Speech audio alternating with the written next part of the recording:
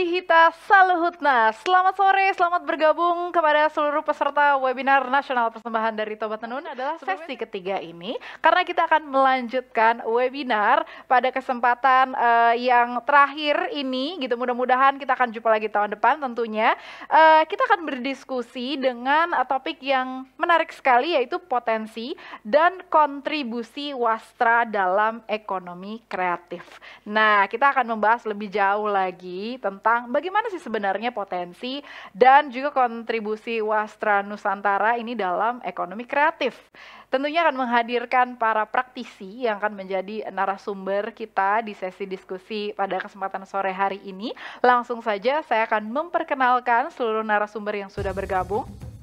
Yang pertama yaitu Mbak Melvi Tampubolon selaku partner and COO PT Toba Tenun Sejahtera. Lalu juga ada Bapak Joshua Puji Mulia Simanjuntak selaku staf ahli Kementerian Pariwisata dan Ekonomi Kreatif. Lalu selamat bergabung kepada Ibu Irawati Endarwati selaku VP Specialty Store Sarinah. Dan tentunya juga sudah bergabung bersama dengan kita Ketua IFC atau Indonesia Fashion Chamber, ada Mas Ali Karisma. Para hadirin sekalian, inilah seluruh pembicara kita di webinar sesi ketiga pada kesempatan sore hari ini. Selamat sore semuanya, selamat bergabung. Apa kabar? Mudah-mudahan semuanya dalam keadaan sehat. Ini ada Mas Ali Karisma, apa kabar Mas Ali? Jumpa lagi kita. Ngomongin tentang wastra Nusantara. Baik, alhamdulillah baik ya. Alhamdulillah. Iya, Mas Ali, ini menarik nih ya. Tadi disampaikan juga sama Ibu Irawati, Sarina siap dengan komitmen untuk bertransformasi, walaupun memang tantangannya memang luar biasa besar, PR-nya banyak gitu. Tapi Mas Ali sebagai chairman dari Indonesian Fashion Chamber gitu, gimana peran asosiasi mode nih Mas Ali untuk bisa terus memberikan edukasi kepada anggotanya di berbagai daerah, karena kita kalau ngomongin tentang wastra nasional, wastra Nusantara kan itu tersebar di hampir seluruh provinsi ya Mas Ali, terkait pengembangan potensi wastra di industri kreatif supaya bisa menjawab tantangannya Mas Ali. Oke, terima kasih Mbak Safira. Sebelumnya saya mau say hello ke Mas Joshua. Sehat selalu Mas, senang ketemu. Salam kenal Bu Ira, dan selamat sama Mbak Melvi ya yang sudah sukses Toba Tenunnya gitu, dan kedepannya semoga semakin lancar gitu, semakin baik dan menginspirasi yang lain ya. Balik lagi Mbak Safira, jadi yang kami lakukan sebenarnya ini sudah lama sekali gitu. Kami percaya kalau sebagai di industri fashion itu, khususnya Indonesia, kami sadar bahwasanya kita itu bukan negara fashion atau kota fashion dunia gitu. Nah, untuk mencuri perhatian dunia Indonesia, kita harus mempunyai identitas yang kuat gitu. Nah, identitas kita itu apa? Wastra Indonesia. Kami sangat percaya bahwasannya dengan identitas ini kita bisa dikenali dengan baik gitu. Itu satu, dan kami hampir di setiap kegiatan asosiasi, tema besarnya adalah salah satunya selalu mengangkat wastra Indonesia, karena juga beririsan dengan konsep sustainability yang sudah sangat kuat di dunia. Jadi wastra Indonesia ini sebenarnya sangat, kalau sekarang mau dibesarkan ada Sarina dan lain-lain, ini menurut saya udah waktunya kita kolaborasi untuk menunjukkan bahwasanya Indonesia itu siap menjadi partner dunia yang sekarang lagi ngomongin sustainability gitu. Tenun ini benar-benar pas banget dengan konsep sustainability yang memang sangat sudah sangat kuat ya di dunia ya. Jadi khususnya di Eropa gitu.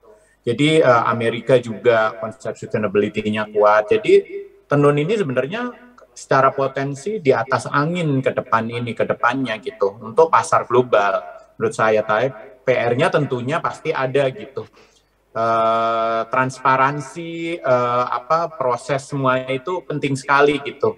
Baik buruknya prosesnya atau memang kekurangan kelebihannya memang harus disampaikan secara transparan, dan itu menurut saya konsep sustainability yang memang dicari oleh konsumer global.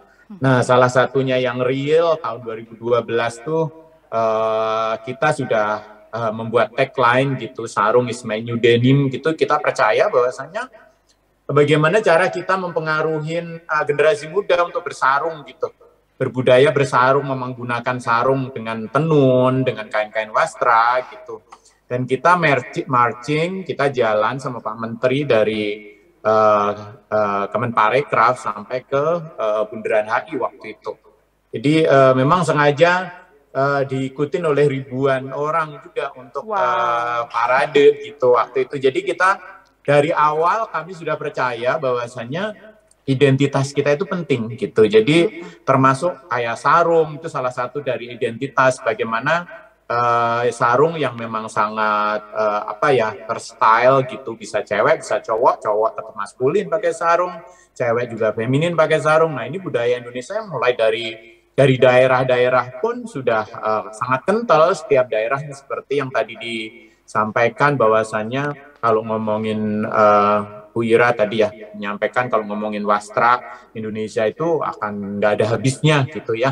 Jadi saya juga percaya, dan saya juga dari tim asosiasi juga percaya bahwasanya ini adalah identitas kita untuk merebut pasar global. Kalau pasar dalam negeri saya yakin itu sudah tidak perlu ditanyakan lagi gitu. Jadi sudah sangat besar dan tentunya perlu dikembangkan juga Mbak Safira. Tetapi untuk pasar global tenun mempunyai potensi yang sangat-sangat besar sekali.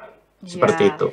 Betul. Jadi akhirnya membawa apa yang semangat dari dalam ini keluar ya Mas Ali, dengan mungkin menampilkan gitu bahwa kayak tadi Mas Ali bilang dengan sarung gitu, bahwa perempuan atau laki-laki bisa tetap sesuai dengan core-nya masing-masing gitu ya, tapi tetap membawa identitas gitu, karena balik lagi ngomongin tentang wastra, balik lagi tentang budaya, kembali lagi ini adalah identitas.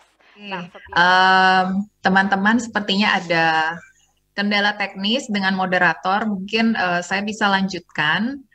Ali Karisma mungkin bisa lebih menjelaskan kira-kira bentuk fashion yang seperti apa sih yang cocok untuk tenun Batak dari pengalaman Pak Ali Karisma. Silakan Pak. Iya, terima kasih Mbak Melvi. Dengar nggak Mbak? Dengar Pak Ali. Dengar nggak? Oke, terima kasih. Ya, tadi nyambung sedikit bahwasannya kontemporer tenun itu atau tenun masa kini itu penting juga gitu. Sebenarnya sudah ada contoh yang real, yang sukses dan bisa bisa jadi acuan gitu. Tentunya walaupun bukan dari Indonesia, itu ada namanya brand tenun yang brand yang mengembangkan tenun, Jim Thompson ya, yang di Bangkok di Thailand gitu, sudah sangat sukses mendunia dan menginspirasi para penenun lokal Thailand gitu. Jadi diharapkan di Indonesia juga ada lahir tenun yang seperti itu gitu. Jadi memang ada yang pakem tradisional, ada yang kekinian atau yang tenun modern gitu. Nah, yang diharapkan tenun apa sih yang diharapkan oleh para desainer gitu? Tentunya tenun-tenun yang mengikuti tren tadi. Kalau ngomongin kekinian itu berarti mengikuti tren global ya. Jadi sekarang itu tren global itu seperti apa, baik itu dari sisi warna gitu maupun dari sisi patron atau motifnya. Akan tetapi ada banyak fashion juga yang memang mereka klasik gitu, jadi tidak terlalu mengikuti tren juga gitu. Jadi nggak usah khawatir, yang penting yang perlu dijagain adalah konsistensi ya, konsistensi kualitas. Kami yakin memang tidak bisa sama persis gitu, namanya juga tenun pekerjaan buatan tangan ya, tapi konsistensi paling enggak masih bisa diterima, itu yang diharapkan. Jadi kalau anggap aja warnanya turun juga jangan terlalu jauh, kualitas bahannya juga kalau turun pun juga jangan terlalu jauh. Itu mungkin itu penting sekali bagi para desainer untuk membantu atau mempromosikan produk gitu. Yang diharapkan seperti itu. Konsistensi itu menurut kita penting sekali. Oke, terima kasih Mas Ali. Bisa mendengar suara saya kembali? Oh iya, dengar clear. Ya, clear. Terima kasih Mbak Melvi yang sudah bertindak selaku moderator. Oke, saya lanjutkan lagi membacakannya. Nah, ini menarik dan sebetulnya tadi di webinar yang sesi kedua sempat dibahas nih bersama dengan Ibu Ratna, seorang akademis dan juga praktisi. Ini pun yang disinggung oleh beliau dan ini juga yang kayaknya memang butuh kolaborasi dari para praktisi, akademisi, para perajin, pemerintah juga, komunitas, sehingga muncullah inovasi-inovasi dari Wastra Nusantara. Nah, kalau gini berarti juga jadi tantangan khususnya bagi para pengusaha mode atau perancang busana, para desainer untuk menjawab tantangan ini gitu ya ke depannya. Mas Ali masih bergabung, Mas Ali? Masih bersama dengan kami? Mas Ali? Halo. Oke, Mas Ali tadi ya, menanggapi apa yang disampaikan sama Pak Joshua nih, bahwa sebetulnya dalam upaya pemerintah mendukung tapi juga memberikan tantangan ke depannya nih terhadap Wastra Nusantara.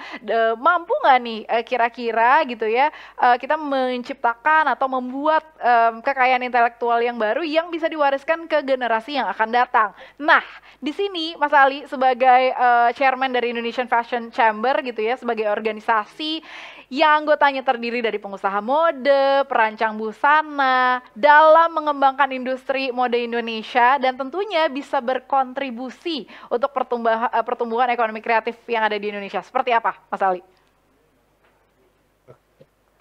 Ini sangat menarik sekali Mbak Safira. Tadi sebenarnya di awal juga Mbak Melvi sudah menyebutkan bahwasannya yang sifatnya lebih kontemporer ya.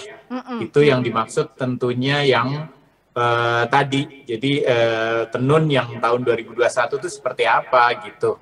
Jadi jangan ngomongin masa lalu terus juga, tapi perlu diperhatikan yang masa kini dan masa depan kita juga. Jadi kita harus berinovasi tetap based on gaya kita tentunya gitu. Nah, ini sangat menarik sebagai yang perlu kita kerjakan ya untuk kolaborasi dengan artisan, nanti gitu bersama untuk menyampaikan hasil yang diperlukan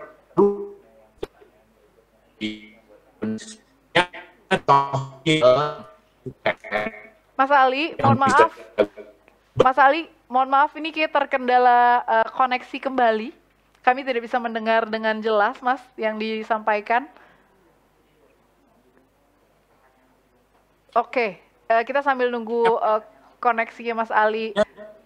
Masih putus-putus, Mas Ali? Mas Ali? Halo?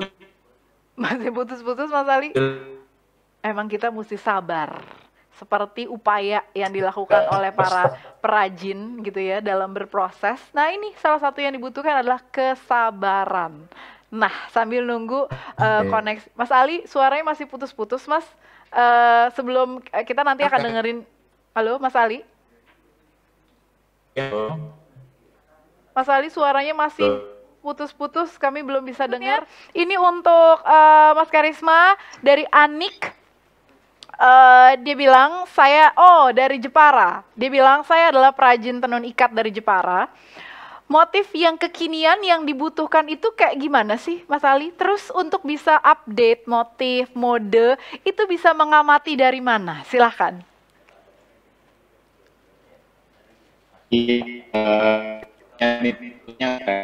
Maksud itu sebenarnya. Jadi yang sesuai dengan tren gitu. Nah, bagaimana cara melihatnya ya harus mengerti tren gitu. Mas Fira dengar nggak? Masih agak putus-putus, Mas Ali. Tuh. Ya, mohon saya on the way Toraja saya ini makanya sinyalnya kebetulan tidak baik gimana saya.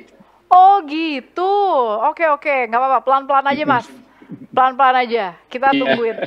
Oke, sekarang udah oke nih, langsung. Ya, oke. Jadi yang dimaksud kekinian itu adalah mengikuti tren. Jadi kita juga harus mengerti bagaimana tren sekarang. Nah, cara tahunya itu ya tentunya harus melihat tren forecast dunia, ya. Dan sekarang sudah banyak ada WGN, terus banyak perusahaan-perusahaan tren lain, gitu juga bisa melihat hasil karya desainer dunia gitu yang sekarang YouTube, Pinterest, di sosial medianya mereka langsung. Ini sangat mudah sekarang untuk melihat apa yang terjadi di industri saat ini. Seperti itu, jauh sekali dibanding sebelumnya. Jadi sama sekali tidak ada kendala kalau untuk informasi mengenai tren sebenarnya. Oke, Mbak Safira. Oke, baik. Nah, iya benar. Apalagi sekarang kita bisa mengakses menggunakan teknologi, gitu ya. Akses informasi lebih mudah, menggunakan internet juga, gitu. Dan update terhadap apa yang terjadi di sekeliling, disesuaikan dengan karakter budaya. Nah, itu yang nggak boleh dilewatin ya. Kalau tadi Mbak Kerry di sesi satu lagi Mbak Safira. Iya, Mas Ali. Ada ketinggalan. Jadi di Indonesia sendiri juga ada namanya Indonesian Trend Forecasting. Jadi itu under Kemenparekraf juga, sebenarnya bisa dilihat di webnya juga, nantinya bisa di-download juga mengenai trend forecast yang sudah ditranslate gitu di Indonesia gitu, maksudnya supaya sesuai dengan pasar di dalam negeri juga, seperti itu Mbak. Oke, jadi sebenarnya banyak sekali memang dibutuhkan untuk kemauan gitu ya, membuka mata, telinga, membuka hati juga, perspektif diluaskan seluas-luasnya, nggak ada lagi batasan untuk terus berinovasi, berkreasi juga, bahkan menciptakan hal-hal yang baru sesuai dengan apa yang sedang dibutuhkan saat ini. Ini adalah pertanyaan terakhir yang bisa dijawab oleh seluruh narasumber. Bagaimana harapannya terhadap kontribusi Wastra dalam ekonomi kreatif?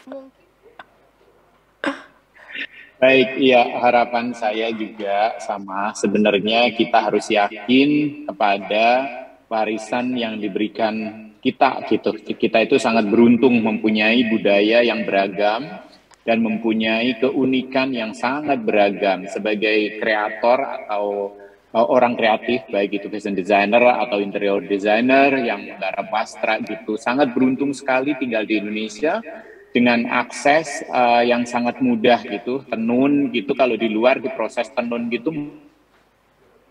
mungkin bisa 15 sampai 30 kali lipat lebih mahal kali ya. Kalau ngomongin mahal menurut saya tergantung prosesnya, harus lihat prosesnya. Kalau sudah lihat prosesnya, saya pikir kita juga bisa meyakinkan konsumer bahwasannya tenun itu tidak mahal atau worth it. Seperti itu Mbak Safira. Baik, terima kasih Mas Ali. Nah, itu dia tadi teman-teman. Terima kasih sekali lagi sudah mengikuti rangkaian webinar kita di sesi yang ketiga, yang juga merupakan sesi pamungkas dari rangkaian webinar nasional persembahan dari Tobat Tenun tentunya. Tadi kita sudah membahas mulai dari sesi 1, 2, dan 3 gitu ya. Kita semakin mengenal lagi, semakin tahu sebetulnya tantangannya seperti apa, peluangnya juga seperti apa, dan kesempatan untuk menjawab tantangan tersebut untuk Wastra Nasional, Wastra Nusantara, untuk lebih luas lagi, lebih dicintai lagi, lebih maju lagi tentunya, supaya kita lebih bangga lagi dalam berbudaya.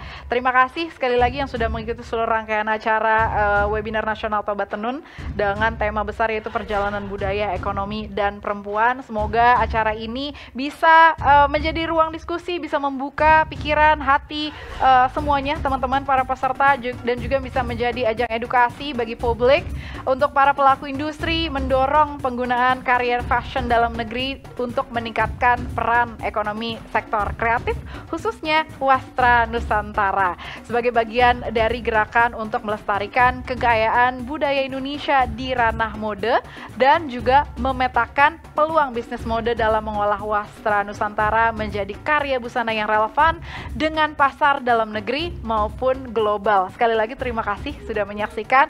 Mohon maaf kalau ada kekurangan dalam rangkaian acara ini. Insya Allah kita ketemu lagi dalam rangkaian acara webinar Tobat Tenun berikutnya di kesempatan yang akan datang. Dan yang pastinya kita masih ada di situasi pandemi COVID-19, teman-teman semuanya para peserta, kita masih harus tetap menjalankan protokol kesehatan gitu ya. Patuhi semua apa yang diarahkan oleh pemerintah, tetap sehat, tetap aman semuanya. Saya Syafira pamit undur diri dulu. Dan sekali lagi kita harus sama-sama mengingat dan menjalankan dalam kehidupan sehari-hari untuk bangga bertenun, bangga berbudaya.